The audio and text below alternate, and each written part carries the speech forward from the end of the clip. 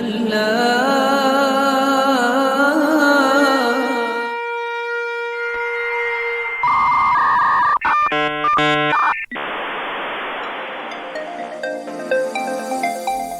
to our podcast, where we talk about the interesting, frustrating, and inspiring experiences we have as people with strongly held religious views working in corporate IT. We're not here to preach or teach you our religion. We're here to explore ways we make our career as IT professionals mesh, or at least not conflict, with our religious life. This is Technically Religious.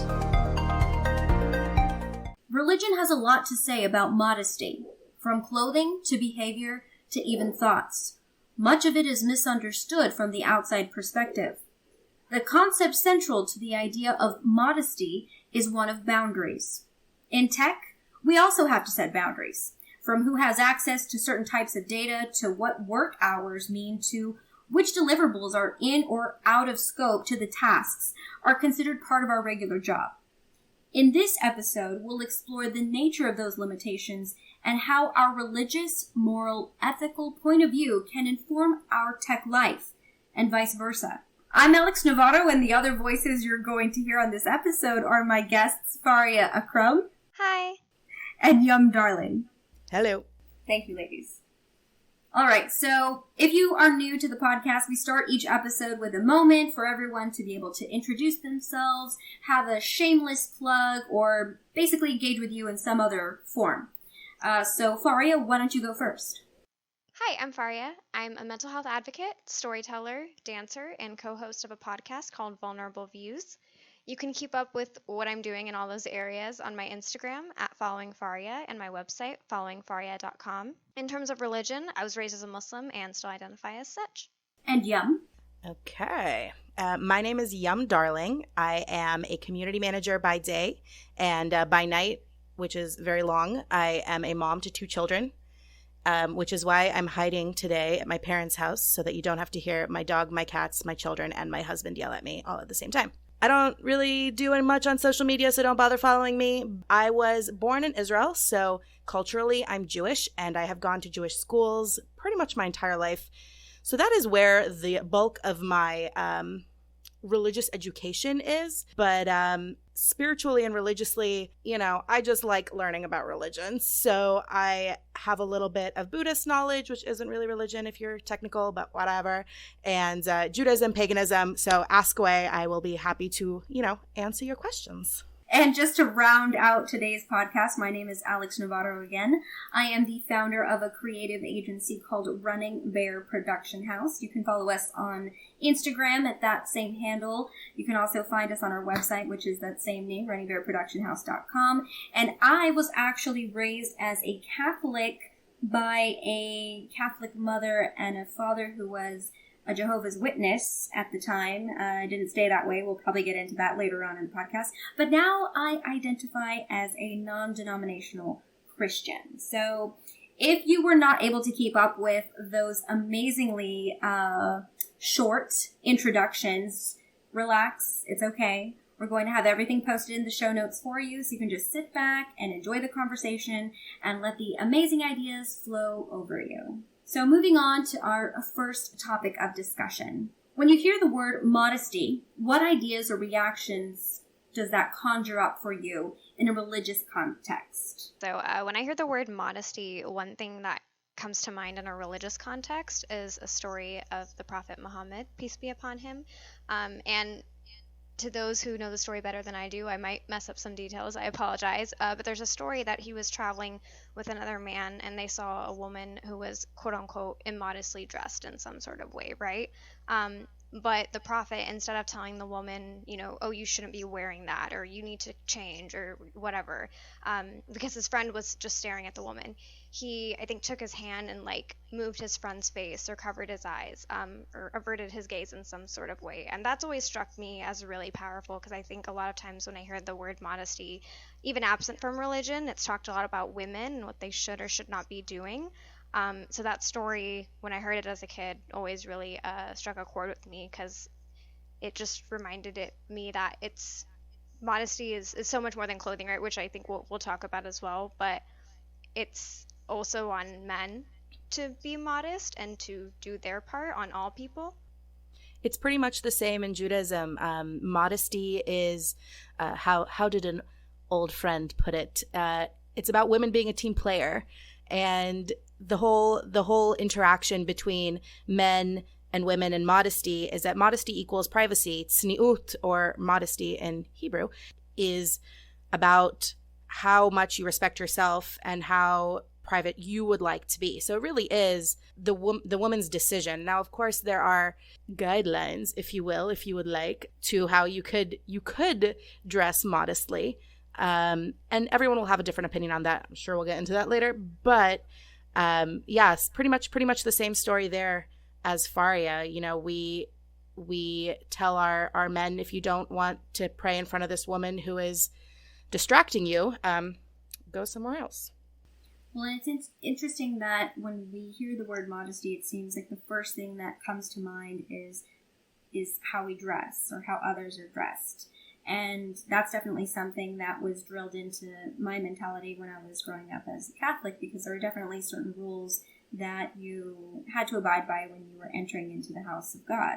And so that I feel like a lot of people can relate to, whether they were, brought up in that religion or not. But it's an interesting concept also when we're talking about the workplace, because we're talking about modesty. A lot of people sometimes associate that with not being braggadocious. But if you're a woman in the workplace, particularly in the tech industry in the workplace, could it sometimes be a disadvantage for you because you are, quote unquote, being too modest and you're not speaking up for yourself, whether it be something like a good idea that you have in a large group meeting, or speaking up about a great accomplishment that you've done for the organization. Sometimes modesty is equated with humility and submission, and women that are more covered up or more modest or even just more quiet are seen as more submissive at home, in the workplace, in their religion. And yeah, it can definitely work against you. Women that are that way sometimes get put in that bucket at work, whether people don't listen to them as much or don't take their voices seriously, or don't give them the opportunity to say something. Sometimes you have to pause and let someone who might not be as loud as you are come forth and say something meaningful from their perspective. And a lot of time we tend to take people who are more modest a step next to us and just put them in that bucket of silence and submission and oppression, and their views kind of go away. And that's sad in religion and in life and in the workplace. I think it's really easy for people to get an impression of you before you open your mouth, right? So what are they going to go off of? They're going to go off of how we look. And a lot of times for women, how we're dressed, how much we're covered up, how much makeup we have on, if we decided to do our hair that day or not. I mean, there's so many ways for people to sort of misinterpret who we are as a person. And I feel like if we're not mindful of how, quote unquote, modest we are in the workplace, then are we sort of doing that to ourselves? And then I also think there's a very fine line of that level of modesty, because very easily, like you mentioned, Yum, if we're just naturally loud and we naturally just have this sort of emphatic tone, all too often it can be misinterpreted in a negative way. And I feel like that is something that is very specific to women. So what do? Do we need to be less modest? Heck no. I do think there's a place for women to stand up for other women in this context. I definitely think men allies are awesome, but sometimes that permission from a man to speak is just really patronizing. So what I would say is, if you work with a woman who is more modest, or even a woman who is on the opposite and is loud and vivacious and does not dress modestly, perhaps bringing their voice into a conversation or just pausing and letting them speak. And as a woman, of course, definitely inviting those women into the conversation and into outside life as well.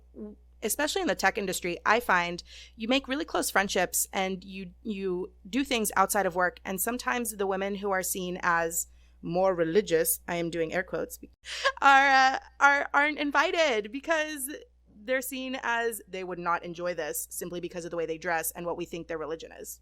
That's a very good point. I completely agree with that. And I feel like that's something that probably both men and women are guilty of. Take the time, I guess. Take the time to get to know someone instead of sort of making an assumption based on how they look or how they appear. So, okay, do either of you kind of find yourselves being mindful of this in your own workplace, especially when we're talking about, in the world of IT, is there a balance that you try to find for yourself that you're trying to create when it comes to being modest, whether it's, how you're dressed or just, how you are being interpreted by others in the workplace?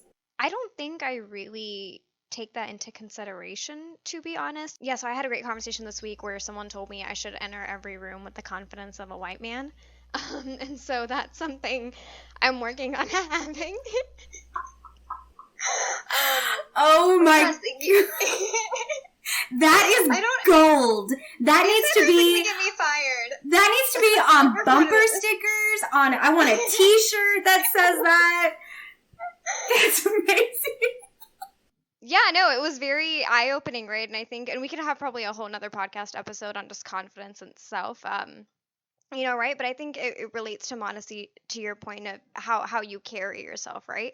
And going back to actually, when you were talking about, someone who's loud and vivacious and who dresses less modestly, that was interesting to me because I think I know a lot of loud and vivacious people. So I come from a more conservative Muslim background. My family is pretty conservative Muslims, and I was raised in a small town in a small Muslim community that was pretty conservative. But I know a lot of loud, vivacious Muslim women who are like that with their personality. But then in terms of dress, they wear the hijab, which is the head covering, or the niqab, which covers everything but your eyes. So it's funny because it's like what would you be defining modesty as, right? So as someone who is more vivacious, who is more loud and more outgoing, I try to be more quiet and listen to other people. Working on not interrupting others has been something I've been really actively trying to work on because by nature I love talking and I will talk over other people, which is not the right thing to do. So giving others a space to converse and also active listening. So I'll admit it, I did the listening where it's like, okay, I'm listening to you because I'm waiting for you to finish so I can say what I have to say because I have 3 thoughts in my head right now. But active listening of holding a space for this person to communicate with my full attention because that is what they deserve. Okay, what about, this kind of is making me thinking about just kind of how I was supposed to, or not supposed to, I guess, maybe how I was expected to behave when I was, at Sunday school or when I was at Mass or, when I was even, let's say, around a certain group of people that maybe only interacted with me when we were at, church gatherings. I feel like for me personally, there was a certain Alex that people interacted with when I was at Catholic functions and at Catholic Mass and so on and so forth versus the openness, I guess, that I found when I started going to Bible groups and Bible studies and functions for the non-denominational church, which for me, that journey started happening when I was in college. And I don't know if, that is a testament to those two religions or if it was just my experience personally, but I definitely would say that I felt like I had to be a certain level of modest when I was being brought up in the Catholic faith versus when I switched over to being non-denominational Christian. Did either of you have some kind of experience similar to that? I feel like I kind of did. So yeah, coming from a more conservative Muslim background, I think and I know not only am I less modest when it comes to talking a lot, but also in kind of my habits of dress. So I was the first woman in my immediate family who did not wear the hijab, the head covering. Almost everyone I knew wore it for at least some period of time. Some took it off. So from just the very get-go, it wasn't something I wanted to partake in. And I'm more the type of person who, it's hot outside, like I'm going to wear short sleeves instead of committing to something like that. That's not saying anything about me as a person, good or bad. That's not saying anything about people who choose to dress that way. It's just I noticed very early on I was different in a sense. So yeah, the Faria that went to the mosque, obviously I wore a hijab there. I covered my hair because it was a place of God. I interacted a little differently because it just was a little bit more of a conservative setting, and toned down my mannerisms. You know, a lot of it was for Sunday school, so you can't get all rambunctious there. I mean, you can, but that's how you get Sunday school detention. Your parents aren't happy. So yeah, it was in college actually, because I was in the same town for the first 18 years of my life, which I thought that was everyone's normal, and then I realized it wasn't. I went to a bigger university with more people, and not just more people and more Muslims, but a more diverse group of Muslims too. So my family is Pakistani, so I met Muslims from all different kinds of countries and who, different sects too. My family is Sunni Muslim, and I didn't even know about some of the sects because there wasn't that open-mindedness, I feel like, taught to me in my faith journey growing up. And that's where I really kind of started to see how there are so many different levels and how you can be modest in so many different ways. And that's something I started gravitating to. I started to lean more towards I don't have to cover every inch of my skin to be modest. And that became my personal choice. Confession time. Baby Yum only went to shul / synagogue / temple, whatever you want to call it, for school purposes. My parents lived, and I, obviously, our family, lived on a little hilltop in Israel, in the north of Israel, just south of Lebanon, surrounded by other little hilltop villages, surrounded by hilltops of Arab villages.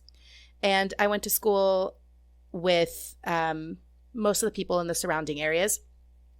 And the schools in Israel are Jewish. It's a Jewish state. And we do, celebrate every Friday. I almost said Yom Shishi, but that would not make sense to most of your listeners. So every Friday we would have a Kabbalat Shabbat at school where you would welcome Shabbat. We would welcome the day of rest, Saturday for Jews. And that was my normal at school. At home, never, ever, ever. My mom, I love my mom dearly. And if you're listening, I'm sorry. But she doesn't cook much or at all. She is a grandma now, but not your stereotypical Jewish grandma, because I make all the chicken soup. So I had a very different upbringing from what you would call a religious Jew. I was more of a secular Jew with a lot of Jewish history. But my understanding of modesty came so much later, like way into college, you guys, like way into college. I went to NC State, go Wolfpack, and we had this. NC State is made up of red bricks. They signed this. I don't know if actually this is a rumor. Maybe someone out there can validate. But apparently they signed a contract and got a lot of their bricks for super cheap because they bought so friggin' many. So the entire campus is red brick, including the well-known Brickyard, which is, made of brick and very slippery in the winter or when it's raining, which is, full-time in North Carolina. And you can't walk without slipping. So you have to be real careful what you wear, because when you slip on brick, it's not just going down. You're going down legs up. And we had the lovely Brickyard preacher who used to stand on his little, I don't know what it's called, box. I'm sure there's another name for it. It's a cute little box with a little podium. And he used to yell at people walking by about how much they are sinning and where he thinks they should go. Oh, and isn't it lovely? Yeah. They're great. I feel like they're pretty universal. And I was walking by wearing my normal Yum clothes, which at the time was probably like gym shorts and a t-shirt, on my way to biology class, thinking about what I'm going to dissect today. And he yells at me when I walk past, "Whore!" And I'm just like, I'm 18. I don't know what you're talking about. What's happening? Oh my gosh. No, you guys, it was hurtful.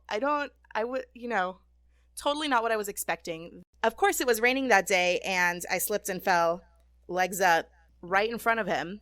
Luckily, there were some very burly football players that were walking right behind me who pulled me up and started walking me away. And there's two things you should probably know about me. One is I can't control my temper, and two is I have no filter. So something like this could be really bad for all parties. So thank you, burly football men that I never met again, for, probably rescuing me from being arrested. But yeah, Brickyard Preacher Dude taught me about modesty and taught me about how modesty sometimes is in the eye of the beholder and sometimes is in the eye of the bewearer, if you will.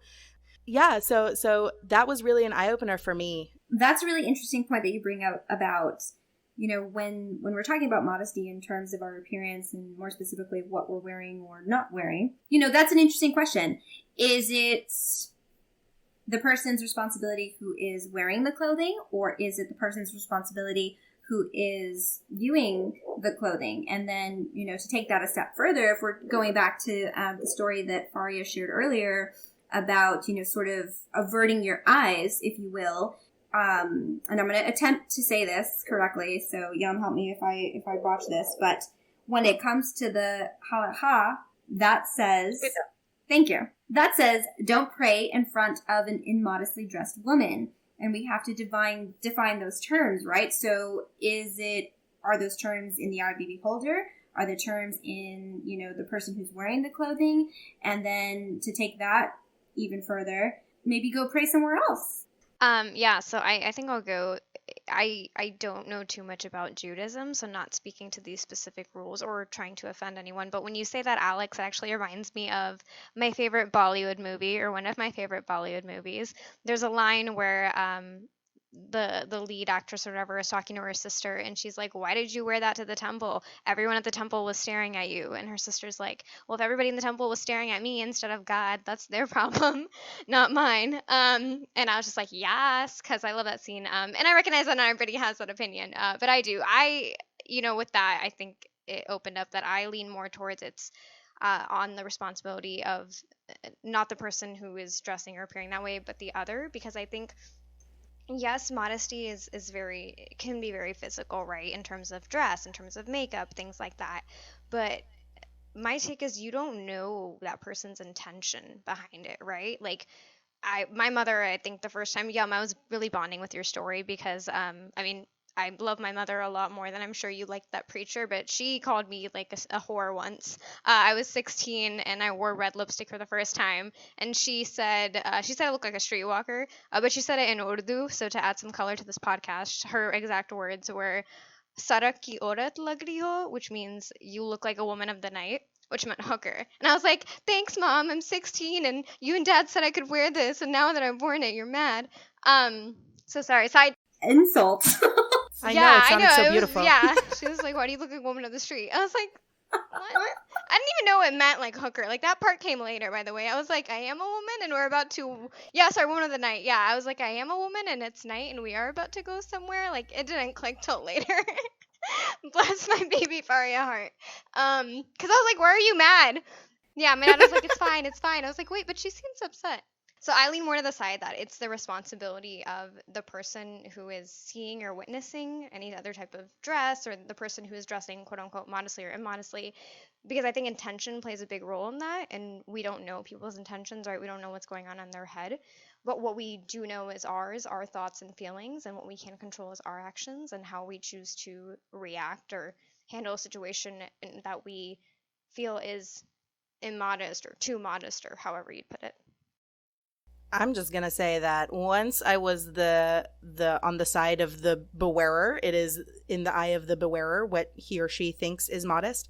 But I think I've switched to the camp of both. Oh, interesting. And yes, and it's been a very recent switch, you guys, because of this very last 2020 Super Bowl that I have switched. Are you referencing J-Lo and Shakira? I am, in fact, yes. First of all, let me preface this by saying that I have a huge amount of respect for them and for Adam Levine, who was, the year before, shirtless. The energy that my Facebook stream had that night, and probably for a week afterwards, commenting on what they were wearing, how they were dancing, what they were doing, what they were saying, really kind of struck me as, it doesn't really matter what they were thinking they were wearing. Everybody else is hating on them, except for not, because those women are in their 40s and 50s and they look better than I do right now. So really, I wasn't hating on you, Shakira and J-Lo. I love you. And I'm just going to share a little tidbit with you. Part of my fitness routine is pole fitness. So seeing J-Lo up on that pole is like my life's goal, really. Yeah, did you see her in Hustlers? I did, in fact, see her in Hustlers. I've done one of those classes before. It is not easy. Girl, it is what got me in shape after 2 babies. The core strength that it takes and the arm strength and the back strength, don't even get me started. This is way, way, way not what we were talking about. Before this podcast, I asked my mom's group, who are very varied in their beliefs and in their personalities, and I respect all of them a whole lot, what they thought about modesty in general, because we did have a thread talking about whether we covered our children's eyes during the halftime show. And kind of what we landed on was, you know what was really to blame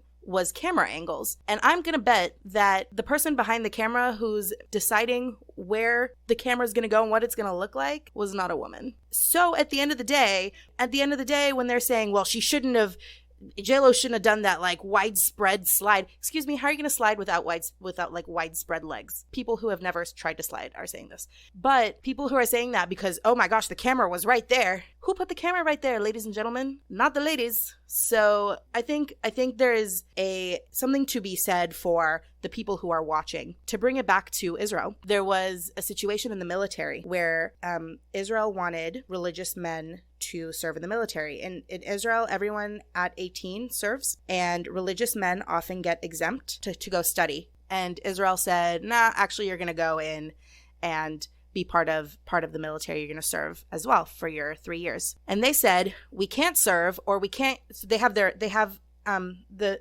more religious men have their own little segment in the Israeli military. So we do try to accommodate, but they said they couldn't come to a event because there was a choir at the beginning and that had women in it who were wearing skirts that did not reach their knees, and that would give them inappropriate thoughts, and therefore they could not go, and then they wanted to get out of the military altogether. Pretty much what I'm saying here is I think sometimes it gets mangled, but it is both who is wearing it and what we feel about it, and whether we feel modest in what we're wearing versus what Faria, you can look at me when we're together in a room and be like, holy crap, that shirt is low cut, and that's your prerogative, and I can't stop you from thinking that, and it's fine if you think that. I'm still going to wear the shirt. So taking this concept back into the workplace, if we're talking about, let's say, the IT version of modesty, is that really just boundary setting?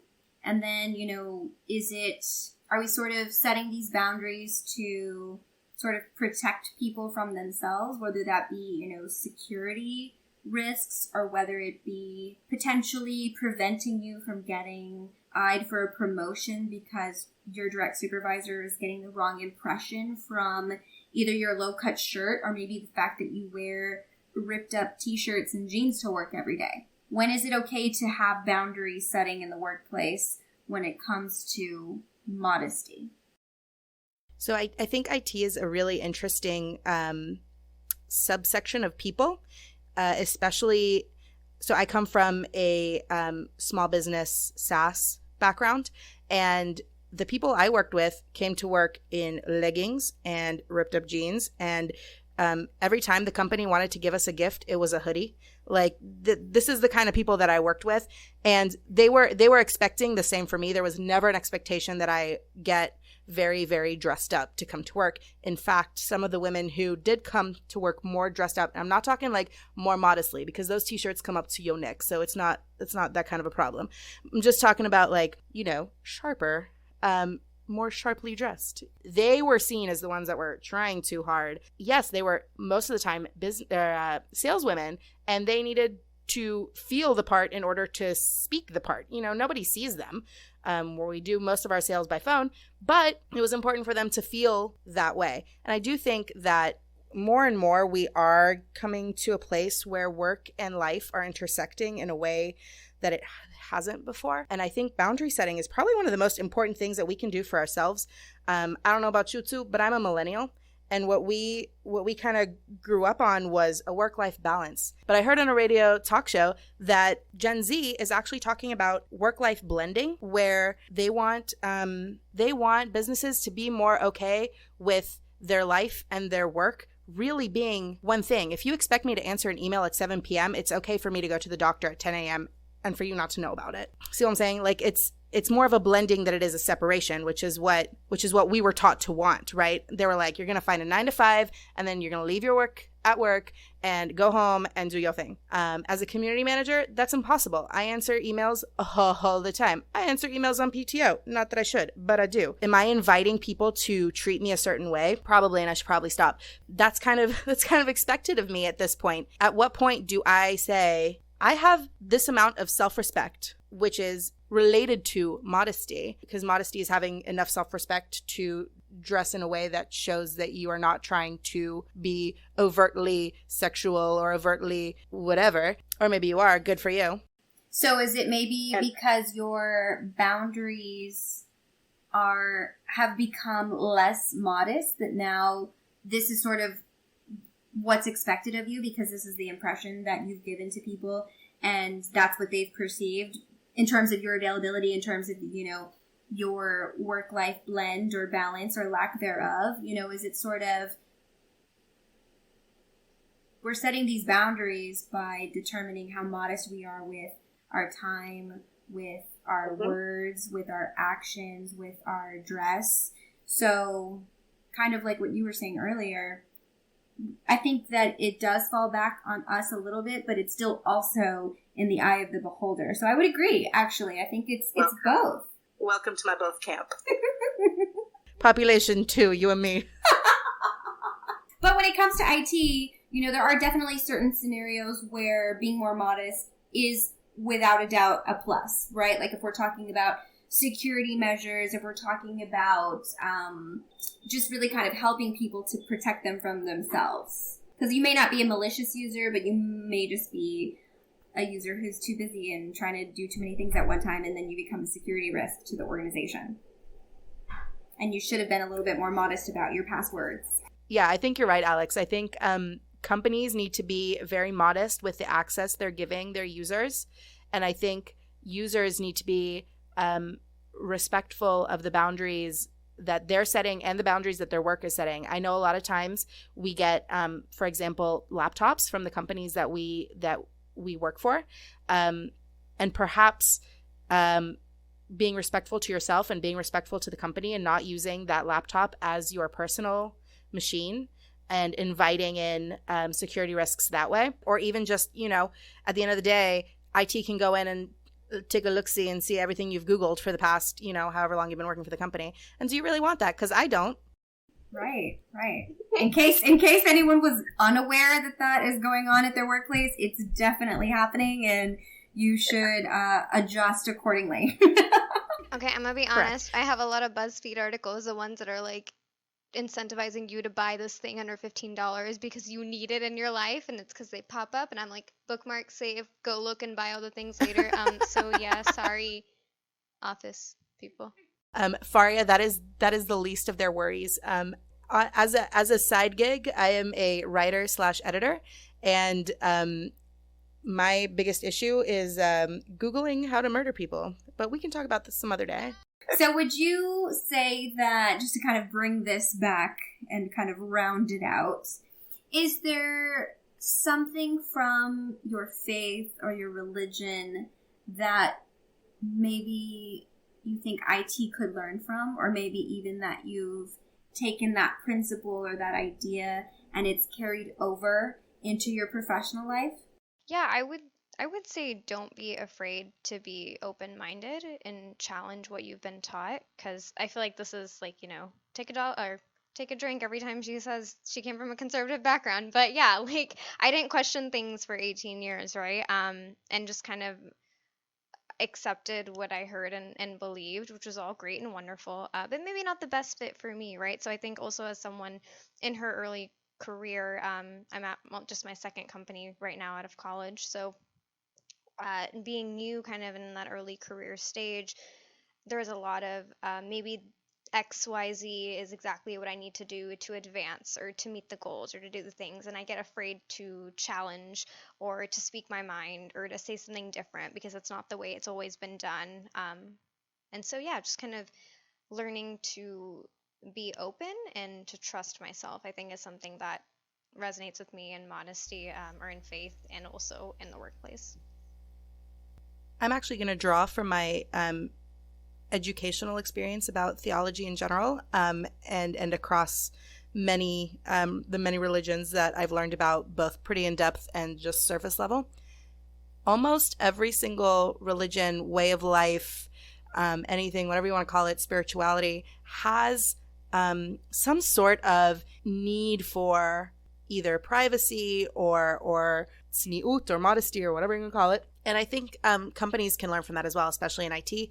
Every company should have their proper use of computer bylaws and rules of engagement within their company, and an understanding that people come from different backgrounds, and it's not always easy and it's not always comfortable.